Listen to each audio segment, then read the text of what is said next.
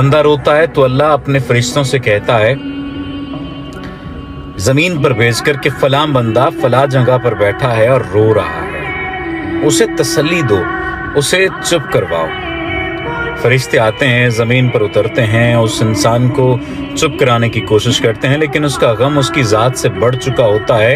वो खामोश नहीं होता, वो रोता है, चीखता है, चिल्लाता है, उसकी हिचकियां बन जाती हैं।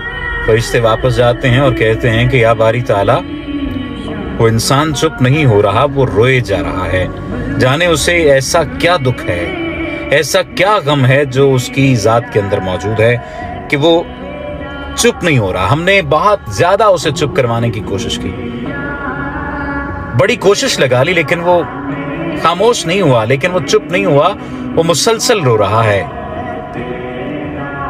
तो अल्लाह पाक कहता है कि मुझे पता है मेरा बंदा क्यों रो रहा है, मैं जानता हूं, क्योंकि मैंने उससे उसकी बहुत ही दिल अजीज चीज, दिल अजीज शय, दिल अजीज इंसान ले लिया है, और उसे इस बात का गम है, और इस गम की वजह से उसका कलेजा फटा जा रहा है और वो रो रहा है। लेकिन मैं ही अपने बंदे के दिल में ये बात डालूंगा कि उससे बेहतर अता करूंगा जो उससे छिन गया है।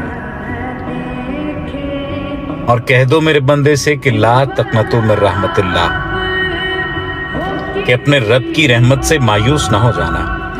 अब जब मैंने ये तहरीर पढ़ी तो मैंने पहले इसे अक्ल के पैमानों पर देखा कि ऐसी बात भला खुदा बारी ताला कहां और कौन सी रिवायत में मौजूद है। लेकिन फिर मेरे दिल में ख्याल आया कि मैं ये बात आपके साथ शेयर करूं। अगर आप भी रो रहे हैं किसी इंसान के चले जाने पे, किसी शय के छिन जाने पे, किसी माली जरिए के चले जाने पर, किसी माली सबब के छिन जाने पर, किसी भी चीज के दूर हो जाने से अगर आप परेशान हैं, गमगीन हैं, अफसरदा हैं, तो परेशान ना हो, क्योंकि अल्लाह ने ये खुद कह दिया है कि अपने रब की रहमत से मायूस ना होना।